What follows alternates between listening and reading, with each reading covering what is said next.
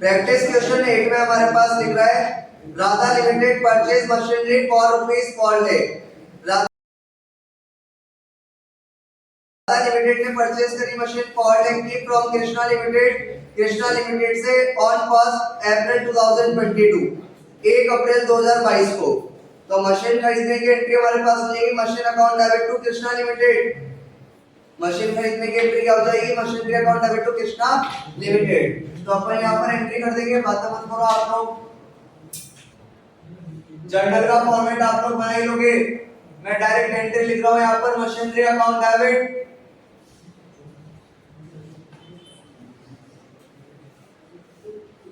तो Krishna limited. Direction लिख देंगे अपन मशीनरी परचेज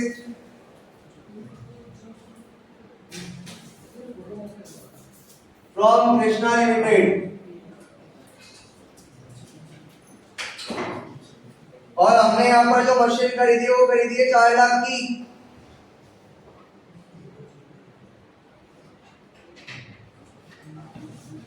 अगला हमारे पास लिख रहा है रुपीज 1 लाख पर पेड इमीडिएटली। 1 लाख रुपए एंड दे दिए। कल भी मैंने आप लोगों को सेपरेट एंट्री कराई थी इसकी। वेंडर को अपन ने 1 लाख रुपए एंड दे दिए तो एंट्री करेंगे Krishna limited account debit to cash account. 1 lakh रुपए अपन एंड दे दिए। डायरेक्शन लिखेंगे अपन payment made to Krishna limited.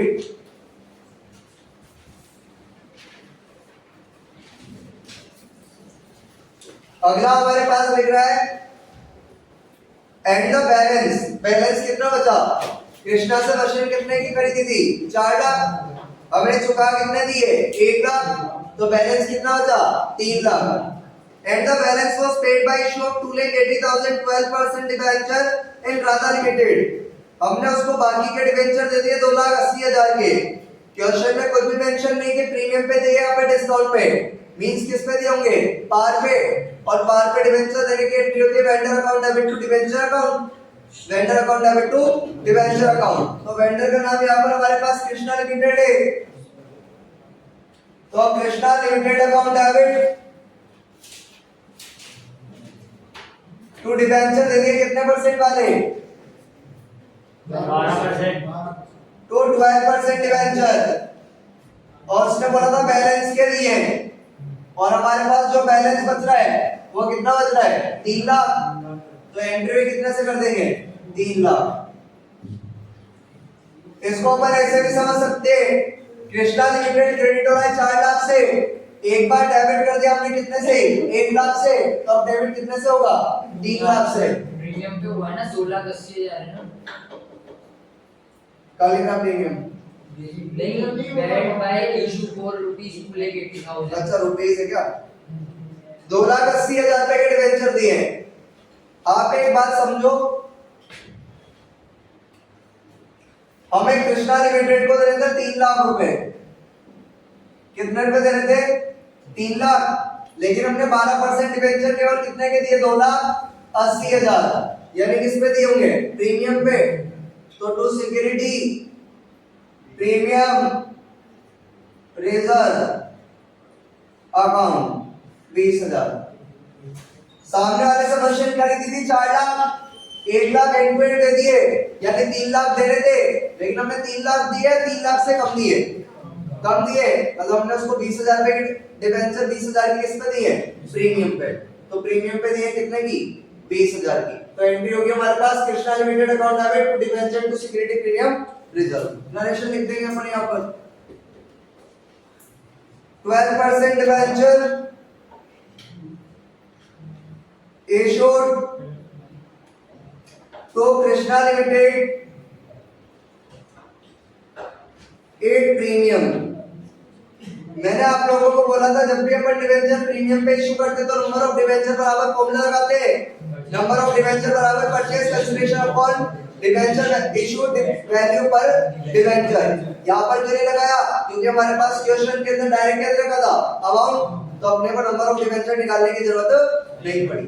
तो हमारे पास 3 एंट्री होगी, मशीन खरीदने की, पेमेंट देने की, और 3 लाख के बदले में केवल कितने दिए थे?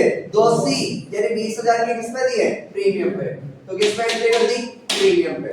इसके अंदर कोई दिक्कत है तो बोलो, वरना अगला क्वेश्चन करा रहा हूं।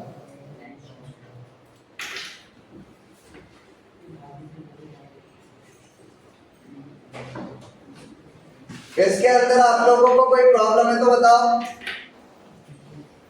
नहीं है कोई प्रॉब्लम। लिख रहा है प्रैक्टिस क्वेश्चन 9 में X Limited purchase assets of Y Limited is under।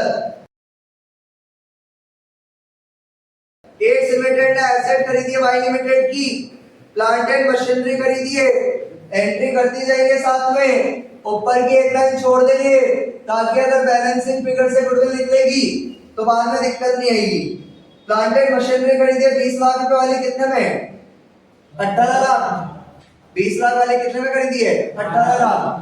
तो प्लांट एंड मशीनरी खरीदी है तो plant and machinery account debit.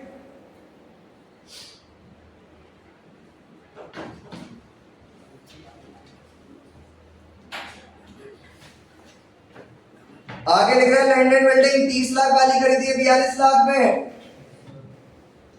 तो land and building account debit.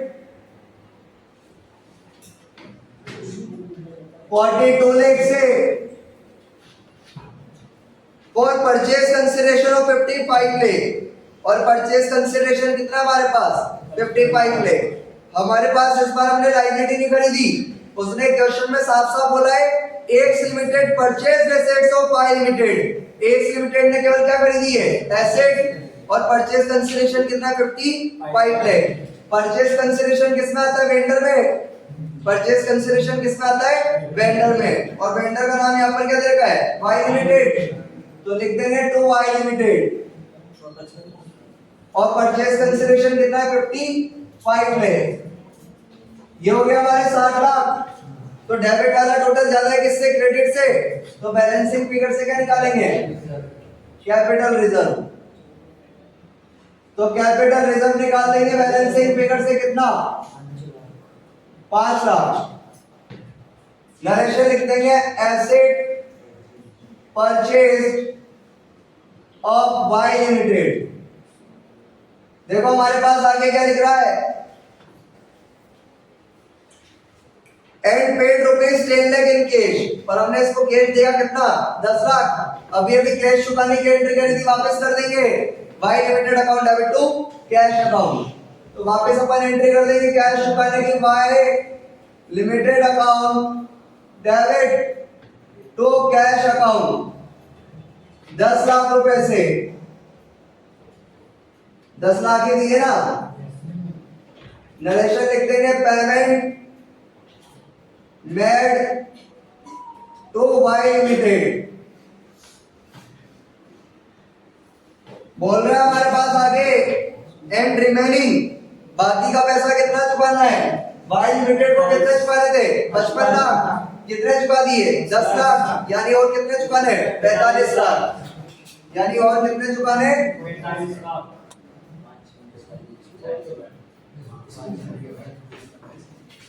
तो हमें Y लिमिटेड को चुकाने, ऐसे तो चुकाने थे 55 लाख, 10 लाख चुका दिए, यानी अभी हमें चुकाने कितने? 45 लाख। बातें नहीं करोगे तो अच्छा होगा। आगे लिख रहा है हमारे पास and the remaining by issue of 8% debenture of ₹100 each at a premium of 20%।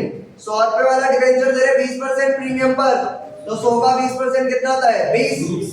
और प्रीमियम पे दे तो प्रीमियम लिख के भी एंट्री लिख के छोड़ देंगे, क्योंकि हमें पहले क्या निकालना पड़ेगा? Number of debenture. तो अपन यहाँ पर एंट्री लिख के छोड़ देंगे कितने परसेंट डिबेंचर है? To 8% debenture account. और प्रीमियम पे दे रहे तो to security premium reserve account. Narration लिख देंगे अपन 8% debenture issued to Y limited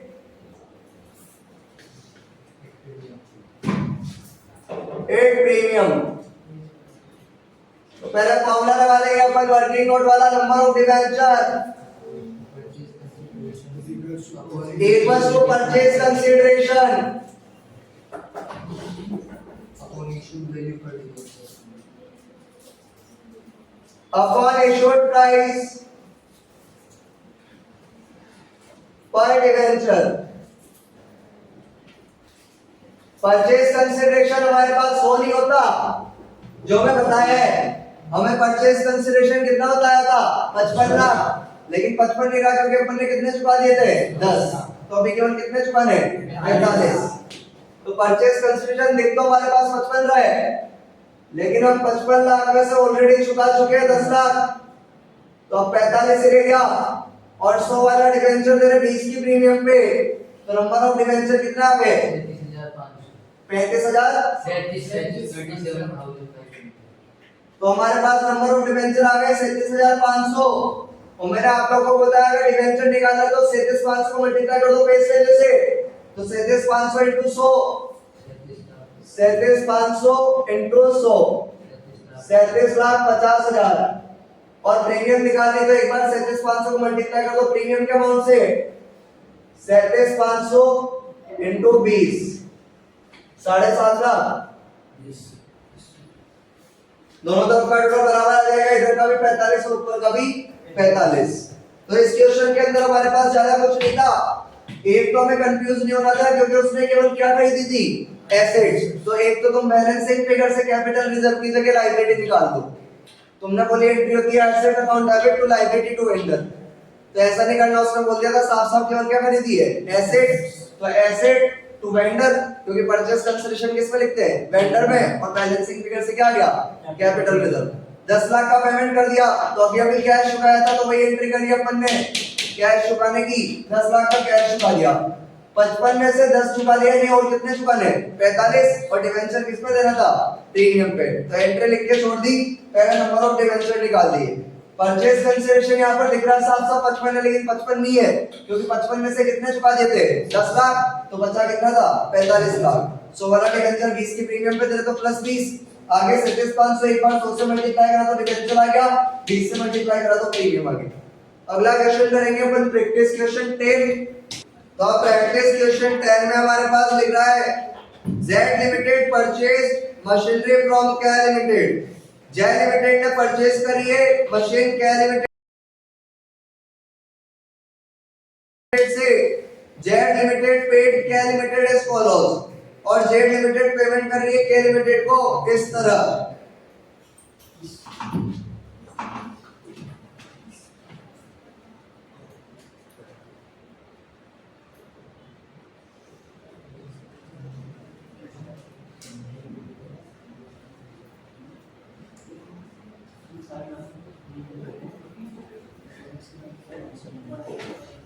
इस तरह पेमेंट कर रही है by issuing 5,000 equity share of ₹10 each at a premium of 30%। 5,000 equity share दे रहे 10 रुपए वाले 30% प्रीमियम पर।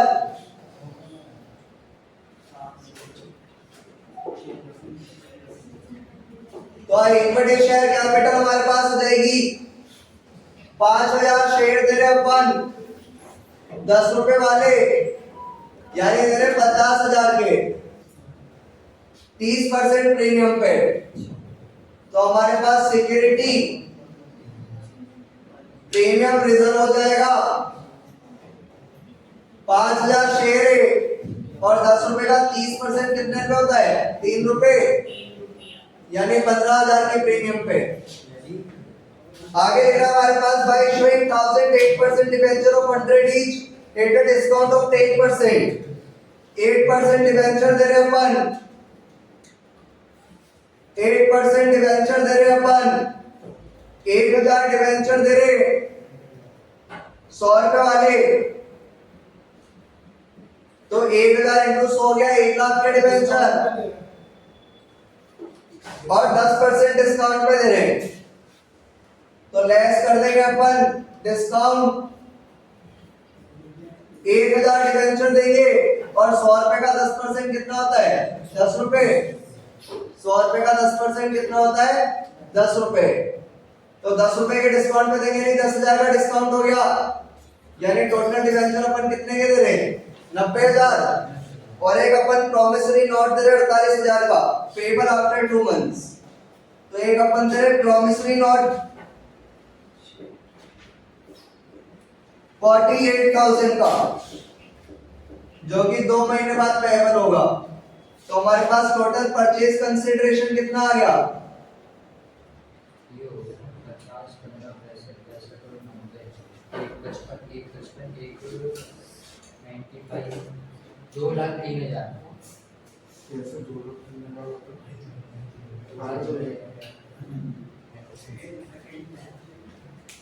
आगे बोल रहा है अपने से पास necessary journal entry for the purchase of machinery. एक तो जर्नल एंट्री देनी है अपन को मशीन खरीदने की, and payment to K limited, और के लिमिटेड को जो पेमेंट कराया in the books of Z limited. Z limited के बुक्स में एंट्री देनी है, एक तो मशीन खरीदने की और एक पेमेंट की। इग्नोर राइटिंग ऑफ डिस्काउंट और इशू ऑफ डिबेंचर। बोल रहा है एंट्री करते थे ना अपन डिस्काउंट को राइट ऑफ करने की, यहाँ पर जो मैंने लिखाई थी statement of capital account debit to discount और इशू ऑफ डिबेंचर, उसको इग्नोर करना है, नहीं वो करनी नहीं है। थोड़ा सा लिख दो क्योंकि आपने बोला था अभी तो उसने मना कर दी ना, फिर आप लिखेंगे तो गलत हो जाएगा। मना करना है ना, नहीं करनी। Calculation of purchase consideration. Purchase consideration क्यों निकाला अपन ने, क्योंकि क्वेश्चन में कुछ भी अमाउंट दिया हुआ नहीं है, तो जो पैसा अपन सामने वाली पार्टी को देंगे वो हमारा क्या बन जाएगा, परचेज कंसिडरेशन। जो पैसा अपन सामने वाली पार्टी को देंगे वो क्या बन जाएगा, परचेज कंसिडरेशन। इक्विटी शेयर दिए थे 5,000 10 रुपए वाले, 50,000 के 3 रुपए के प्रीमियम पे 30% प्रीमियम पे, तो 5,000 × 3 15,000। 100 रुपए वाले डिबेंचर दिए 1,000, तो 1,000 100 रुपए वाले डिबेंचर दिए 1 लाख के 10% डिस्काउंट पे, और 100 रुपए का 10% कितना होता है 10 रुपए, तो 1,000 डिबेंचर दिए 10 रुपए के डिस्काउंट पे 10,000, यानी डिबेंचर कितने के दिए 90,000, और एक अपन ने प्रॉमिसरी नोट दिया कितने का 48,000 का, टोटल कितना हो गया 2,03,000। मशीन खरीदने की और पेमेंट करने की एंट्री करनी है, तो मशीन अपन ने मतलब कितने की खरीदी होगी 2,03,000 की। तो हमारे पास एंट्री हो जाएगी मशीनरी अकाउंट डेबिट, और यहाँ पर वेंडर का नाम क्या है के limited, to K limited account. बातें ना करो,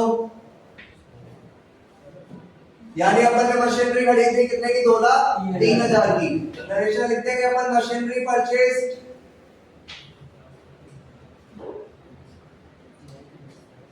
फ्रॉम के लिमिटेड।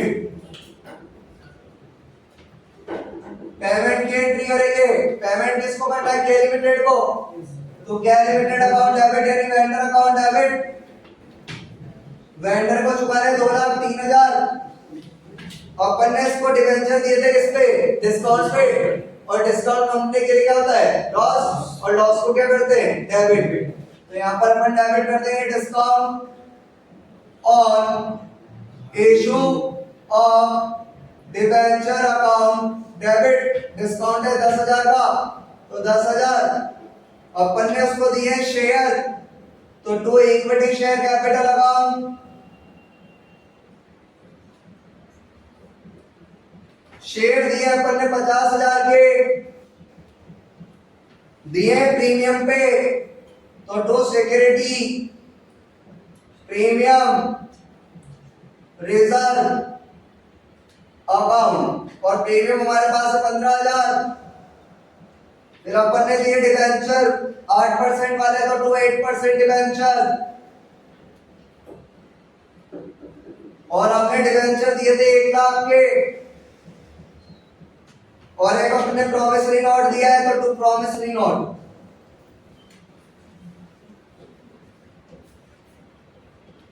प्रॉमिसरी नोट दिया 48 का, तो 48,000। नरेशन लिख देंगे अपन payment made to K limited. तो हमारे पास क्वेश्चन में कोई भी अमाउंट नहीं था, इसलिए अपन ने जितना भी पेमेंट करा है और जो भी पेमेंट करते हैं वो किसके अंतर्गत आता है परचेज कंसिडरेशन। तो किसके अंदर आ गया परचेज कंसिडरेशन। बोला एक तो मशीन खरीदने की और पेमेंट करने की एंट्री दो, तो मतलब मशीन कितने की खरीदी होगी 2,03,000। बाकी एंट्री अपन ने दे दी, केयर लिमिटेड को पेमेंट करना था कितना, 2,03,000। डिबेंचर दिए किस पे, डिस्काउंट पे, तो डिस्काउंट डेबिट हो गया। शेयर दिए तो टू शेयर, प्रीमियम पे दिए तो टू प्रीमियम, डिबेंचर दिए तो टू डिबेंचर, और प्रॉमिसरी नोट दिया तो टू प्रॉमिसरी नोट। इसमें देखो कोई बात पूछनी है तो, वरना अपन अगला क्वेश्चन करेंगे, प्रैक्टिस क्वेश्चन 11।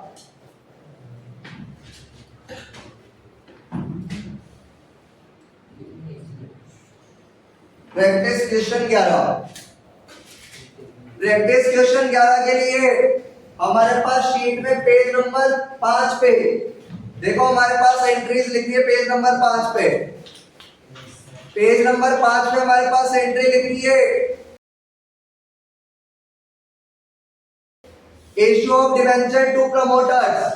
तो एंट्री लिख रही है, इनकॉर्पोरेशन एक्सपेंसेस या preliminary expenses account debit to promoters account, और प्रमोटर्स अकाउंट डेबिट टू जितना परसेंट डिबेंचर है। Issue of debenture to underwriter के लिख रही है, underwriting commission account debit to underwriter, और अंडरराइटर अकाउंट डेबिट टू जितना परसेंट डिबेंचर है। यानी ये 4 एंट्री केवल कितने क्वेश्चन के लिए काम में आएगी, एक क्वेश्चन के लिए, क्योंकि शेयर में भी कितने क्वेश्चन के लिए काम में आई थी, एक क्वेश्चन के लिए।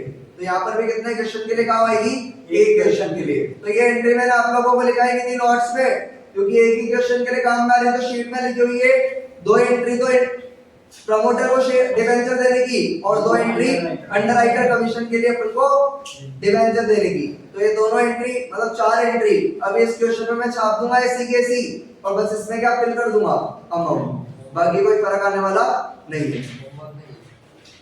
तो हमारे पास लिख रहा है, grown limited issued 510% debenture of 1000 each, creditors is fully paid up to promoters for their services to incorporate the company। Promoter को डिबेंचर दे रहे, तो प्रमोटर को डिबेंचर देने की एंट्री हो जाएगी हमारे पास, incorporation cost account debit to promoters, और promoters account debit to 10% debenture.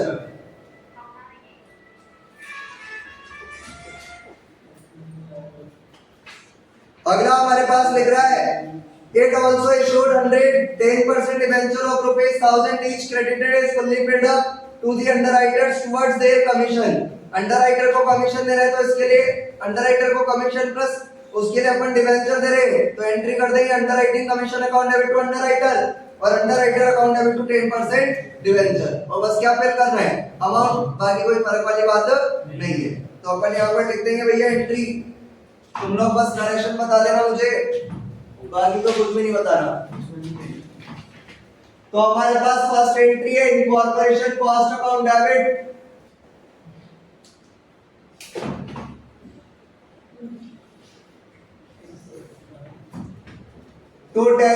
To promoters account,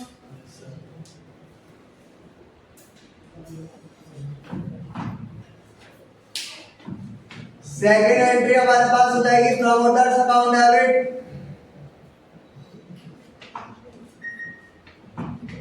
to 10% debenture account,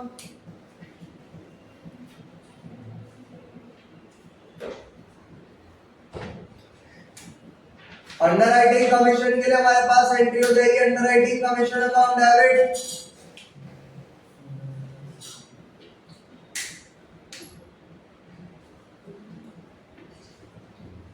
to underwriter account,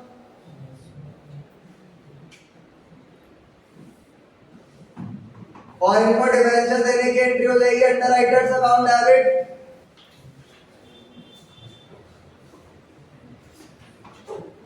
to 10% debenture account.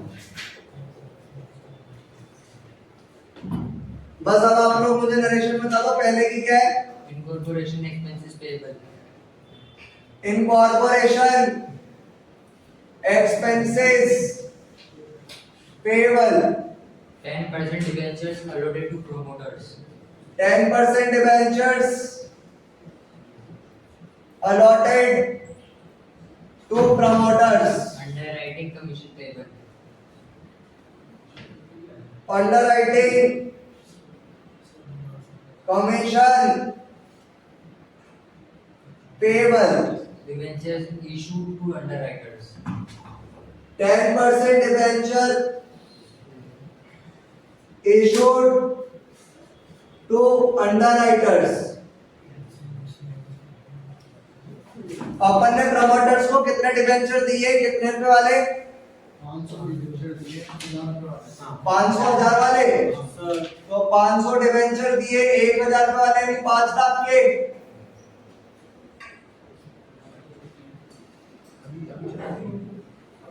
अगर प्रमोटर क्रेडिट हो रहा है 5 लाख से, तो डेबिट पे कितने से? 5 लाख। और एक अकाउंट जब जितने से डेबिट होता है तो दूसरा भी उतने से ही क्रेडिट होता है। अंडरराइटर्स को अपन ने कितने डिबेंचर दिए भैया? 100। कितने रुपए वाले? 1000 दिए 100 रुपए वाले। It also issued 100. 100 दिए 1000 रुपए वाले, यानी 1 लाख के। और अगर हमारा अंडरराइटर क्रेडिट हो रहा है 1 लाख से, तो डेबिट पे कितने से? और एक अकाउंट जितने अमाउंट से डेबिट होता है दूसरा भी उतने से क्रेडिट। तो इस तरह आप लोगों के issue of debenture other than consideration वाले क्वेश्चन खत्म हो गए। अब अपने को जो क्वेश्चन करने वो करने issue of debenture for cash वाले, यानी एप्लीकेशन, अलॉटमेंट, फर्स्ट कॉल और सेकंड कॉल। जैसे अपन किसमें करते थे? शेयर में, वैसे यहाँ पर किसमें है? डिवेंचर। बाकी इनके अंदर आप लोगों को कोई डाउट है तो बोल दो, बाकी फिर संडे को अपन 2-3 घंटे की क्लास लेके जितने अपने से क्वेश्चन होते उतने करेंगे।